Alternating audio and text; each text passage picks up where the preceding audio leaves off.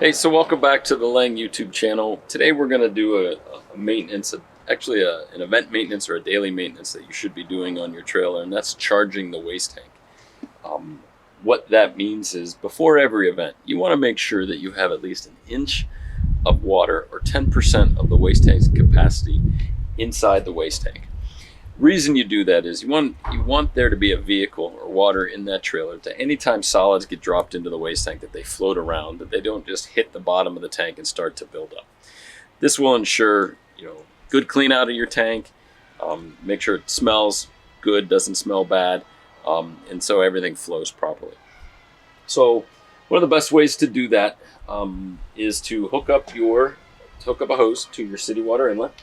Always use your reducer. And then you're going to fill your freshwater tank to about 30 gallons. On this trailer has a 350 gallon waste tank, so we're going to go 35 gallons. So you may not be able to see it on the video, but there are embossed numbers on these tanks. They may be on the front, they may be on the side, but this says 20 and 40. So basically right smack dab in the middle. Just take a Sharpie, put a line there. Hook up your hose, turn on your water, and then you're going to want to open up valve number 3. And that will open up and allow the tank to fill.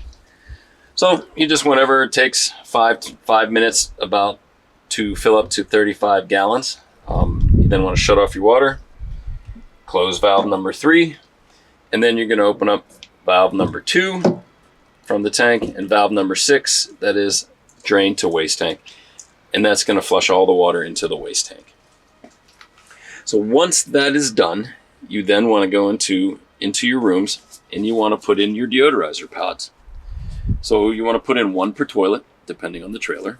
This trailer has 3 toilets in it, so you want to drop in 3 pods. You can put them in 1 in each toilet, or you can put them all in the same toilet. Doesn't matter. Not a bad idea to put in an enzyme tablet as well.